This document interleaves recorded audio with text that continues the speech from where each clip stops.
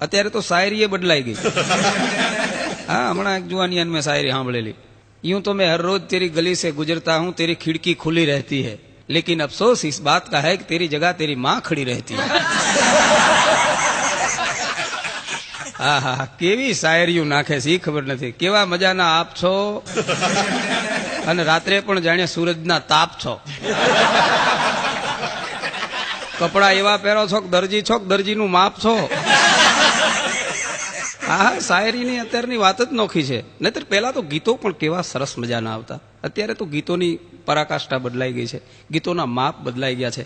કેવા આપણા રૂડા મજાના લોકગીતો. ચાંદો ઉગ્યો ચોકમાં, ઘાયલ ચાંદો ઉગ્યો ચોકમાં, આવતા રે જાતાનો નેડો લાગ્યો અરજણિયા.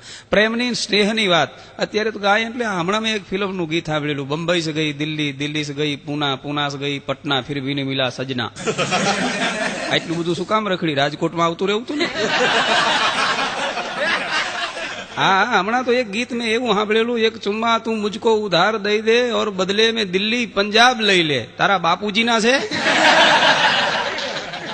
હા, આ ગીતો ક્યાં પુગાડશે એ ખબર નથી. આતી ક્યાં ખંડાલા. હમણાંથી એક જુવાનીઓ જુદું જ ગાતો હતો, આતી ક્યાં ચોટીલા. મેં કીધું ચોટીલા નહીં ખંડાલા. મને કે અપના બજેટ ચોટીલા તક का ही है. મેં કીધું તો ચોટીલા રાખ. ત્યારે હમણાં મારા પાડોશમાં અમારા એક બેન એના છોકરાને હિંચકો નાખતા નાખતા હાલનું ગાતા હતા, હલુ લુલુ હાલ્યો તારો બાપો ટાલ્યો. આમાં શિવાજી ક્યાંથી થાય? અરે બાપ, આને કઈક હારું સંભળાય, આને કઈક હારું જ્ઞાન આપ તો આ થાશે મરદ. અત્યારે બાયુની વાત જ નોખી છે. પેલા સેથો સીધો કરી અને અંદર સિંદૂર પૂરતા, કારણ કે સુહાગની નિશાની છે. સેથા સીધા રાખતા. હવે વચ્ચે ડાયવર્જન, પછી ઓલો ડાયવર્જનમાં જાય અને પછી રોંગ નંબર આવે રાખે. હા, બહુ સમજ્યા જેવું છે. પત્નીને તો એમ જ હોય છે કે એનો પતિ અમારે ઈ તો બહુ ભોળા, કઈ ભોળો નથી. આ ઘરે જ રામ જેવો રહે છે, બહાર નીકળે તરત કાનુડો થઈ જાય. જે સામે મળે એને એમ કેતો હોય છે તમને ક્યાંક જોયા છે. ત્યાં ઓલી બાઈ કે જોયો જ હોય ને, પહેલી વાર તું જોવા આવ્યો હતો. મારા બાપુજીએ ના પાડીને લૂતા લમણે પાછો ગયો ઈ જ ને. પણ બહુ અઘરું છે મિત્રો દાંપત્ય જીવનમાં. મારી જ વાત કરું, મારા લગ્ન થયા છે. મારે પણ બહુ મજાની રૂડી રૂપાળી પત્ની છે, સુરેન્દ્રનગરના જોવાલાયક સ્થળમાંની એક. પણ લાગણીશીલ, મારા પ્રત્યે એનો ભાવ બહુ. મને એક દી કે બહાર ના નીકળતો, મને તુંકારો દે છે, નોકર ને તમે કે. મારી તો ખબર હોય ને કે ગમે એમ કહીશ તો જવાનો ક્યાં, ગળે બંધાણો છે, ક્યાંય છટકી હકવાનો છે નહીં. નોકર ને તુંકારો ન દેવાય ને કે વયો જાય. એટલે મને તુંકારો દે છે. હું આમ ક્યારેક ખુશ થાઉં ને એટલે હું ડાર્લિંગ કહું છે ને. હું ડાર્લિંગ કહું, મને એક દી કે ડાર્લિંગ ના કહેતો.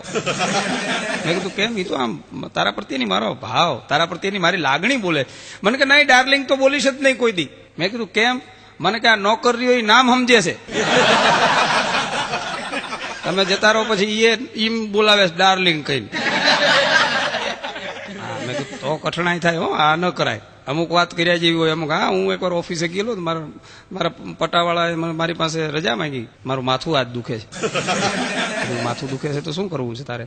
કામ તો કરવું જોઈએ ને. મને કે તમને માથું દુખે તમે શું કરો? મેં કીધું હું તો મારા ઘરે જતો રહું, મારી પત્નીના ખોળામાં માથું મૂકીને હુઈ જાઉં. પત્ની માથે ધીરે ધીરે હાથ ફેરવે એટલે માથું ઉતરી જાય. મને કે ભાભી ઘરે હશે? જોકે મારી પત્ની તો લાગણીશીલ છે એવું નથી. હું એકવાર કલકત્તા ગયેલો. કલકત્તા રિટર્ન ગીતાંજલિ એક્સપ્રેસમાં આવતો હતો. તમે કદાચ છાપામાં વાંચ્યું હોય, ટીવીમાં જોયું હોય તો. બહુ ભયાનક એક્સિડન્ટ થયો નાગપુર પાસે ગામડામાં. રાત્રે 2 વાગે પાટા ઉપરથી 13 ડબ્બા ખડી ગયા. હું 14મા ડબ્બામાં હતો. પણ 6 દિવસે ઘેર પહોંચ્યો એટલે મને એમ હતું કે આવા ભયાનક અકસ્માતમાંથી ઘેર જાઉં છું એટલે પત્ની રાજી થઈ જાય છે, દોડીને મને ભેટી પડશે, આંખમાં જળજળિયા આવી ગયા છે, મને જોઈને કહેશે કે મારું અખંડ વાતણ રહી ગયું, મારો ચૂડી ચાંદલો અમર રહી ગયો. આવા વિચારો મને હતા. પણ ઘરે ગયો એટલે તમામ વિચારો ભસ્મીભૂત થયા. કારણ કે પત્ની બાયણામાં જ છાપું લઈને ઉભેલી મોઢું ચડાવીને. મેં કીધું કેમ આમ? અંદર તો આવવા દે, મોતના મોઢામાંથી આવ્યો છું. મને કે ઈ જ વાત છે, આ છાપામાં વાંચ. મેં કીધું તું વાંચ. મને કે જો અકસ્માતમાં જેટલા ગુજરી ગયા એ બધાને સરકારે 2 લાખ આપ્યા.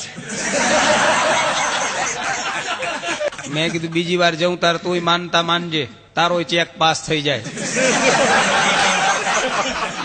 હા, ઘણી અત્યારે જુદા જુદા મંડળોની સ્થાપના થઈ, યુવક મંડળોના. અમારા ગામમાં તો હમણાં વિધવા મંડળની સ્થાપના થઈ.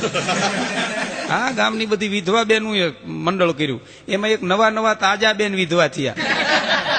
એટલે આખા વિધવા મંડળના બહેનો એ સભા ભરી અને એ જે તાજા વિધવા થયેલા જે સભ્ય બન્યા હતા એને કીધું કે આપણા મંડળ વિશે તમે 2 શબ્દ કહો. એટલે ઓલી બાઈ આવી સભામાં, માઇક પાસે આવીને બોલી કે આપણા મંડળના સભ્ય થવાની મારી વર્ષો જૂની ઈચ્છા આજ તમારા ભાઈએ પૂરી કરી. હું એમ ઈચ્છું કે આપણા મંડળની ઉત્તરોત્તર પ્રગતિ થાવ અને આખા ગામની બહેનોને આપણા મંડળમાં સમાવી લ્યો. અરે આને સમાવીને તારે શું કામ છે? આખા જગતના પુરુષો સામે તો જરાક ધ્યાન કર્યું. પણ બહુ મજાની વાત છે મિત્રો. પતિ પત્નીના સંબંધો તો લાગણીશીલ છે. હું મારી પત્નીને લઈને આબુ ગયેલો. એ આબુ નખી લેક માથે ફરતો હતો. એમાં નખી લેકમાં હંસ અને હંસલી 2 આમ ચાંચમાં ચાંચ બીડાવીને બેઠેલા. મારી પત્નીએ તરત કોણી માર્યો. પક્ષી દેખાડીને મને કે જો આમાંથી કઈક શિખામણ લે. કારણ કે આપણે તો દેશી માણા એટલે છેટા હાલતા હોય ને, વચ્ચે 2 વેતનું અંતર રાખીને હાલતા હોય. આંટો મારીને 1 કલાકે પાછા વળ્યા ને ત્યારે પાછા ઓલા હંસ ને હંસલી આમ ચાંચ બીડાવીને બેઠેલા. મને કે હવે તો સમજ 1 કલાક થઈ. પછી મેં કીધું તું સમજ, ધ્યાનથી જો, હંસ ઈની છે, હંસલી બદલાઈ ગઈ.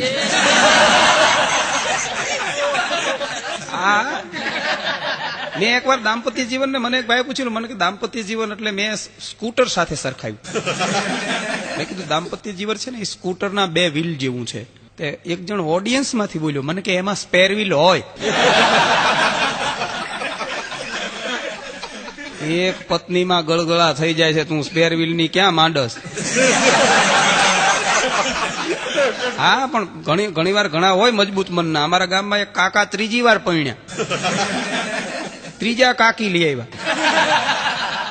માતાજીના મઢે પગે લાગવા જાય ને છેડાછીડી છોડવા માટે, એ માતાજીના મઢે કાકો ને કાકી પગે લાગતા. તમે કાકીએ આંખ ઉગાડ જોયું ત્યાં સામે 2 ગોખલા. એક ગોખલામાં માતાજીના ફળા અને બીજા ગોખલામાં 2 ચૂંદડી, એક લાલ ને બીજી લીલી. કાકીએ તરત કાકાને કીધું આમાં તો માતાજી આ ગોખલામાં, પણ આ બીજા ગોખલામાં ચૂંદડી છે ની. કાકો ઠાવકું મોટું રાખીને કે તારા પેલા 2 હતી ને એની યાદગીરી છે. એકને લાલ કલર ગમતો તો એની લાલ, બીજીને લીલો ગમતો તો એની લીલી. તને કયો કલર ગમે છે? આ તો કાકીએ માથાની ફરેલી. હો, એ કે રાખો હવે અહીં ચૂંદડીની જગ્યાએ ટોપિયું ટીંગાય છે, ટોપિયું.